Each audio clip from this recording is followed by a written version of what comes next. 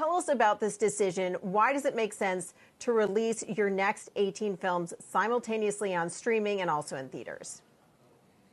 Well, it really obviously stems from the pandemic. We've been trying to figure out the best way forward for the last 8 months since we first went into lockdown with all our movies and television shows, and now we're getting them back up into production. And we have many, as you know, we've reported many movies which are ready to go, and they've been sitting on shelves. So we thought this was the most kind of creative and win-win situation to bring them out not only in theaters, but simultaneously for 31 days on HBO Max, so that people who don't have access to theaters in the U.S. are able to see the movies, and we're able to market them more fully because we're marketing on multiple distribution platforms.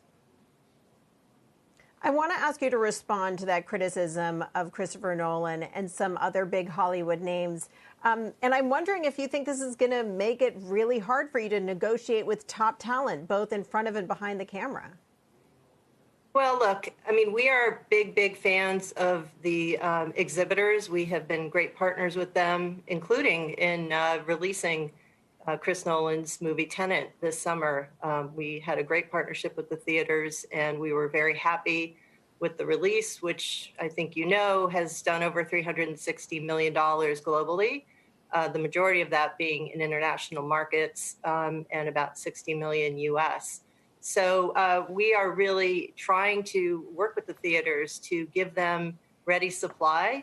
And we thought by announcing that we will have all 17 movies in theaters in 2021, that they would know that their business could operate because they will have a full stream of movies. Many other studios have been kicking the can down the road, so to speak, and moving their movies either later in 2021 or 2022.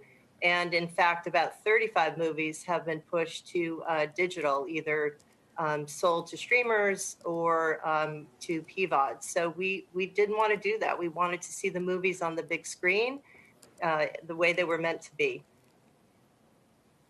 And I will follow up more on theaters, but I just want to return to my question about your relationship with content creators, both actors and directors and producers. It was reported in the New York Times that you have to pay $10 million to Gal Gadot and also the director of Wonder Woman 1984 to compensate them for the fact that they won't be getting that back end, that additional payment based on how the film performs in theaters. Going forward, how are you going to negotiate if you no longer have that incentive, that back-end incentive to give to those content creators? And also, how are you explaining how you're having one part of your company, HBO Max, make a licensing deal with another part of your company, the studio?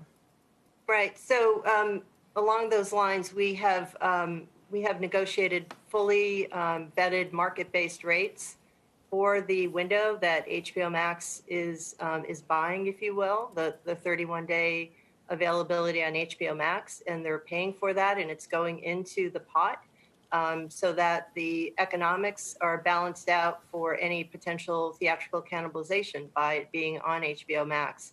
But we're working through this system with our talent, with their agents. I think the more they see the visibility of how they will be paid, we're finding that people are understanding the economics, and this is unprecedented. So anything new is always a little bit difficult to work through for the first time, but this new hybrid model has not been tried before. And as I said earlier, we're trying to be creative. It's a pandemic we're all trying to face. So we're trying to create a win-win-win where the filmmakers and the talent get to see their movie on the big screen. They get to share in some additional economics from HBO Max. And as I said, those who aren't able to go to a theater, either because it's not open in their town or they're not comfortable, they can watch the movie on Max. And those who really want to return to theaters, we would love for them to do that. And hopefully as the year goes on, more and more people will be able to go to theaters. So we are in the process having many conversations with the talent, the agents, and the exhibitors to try to work through how this can work and be good for all of them.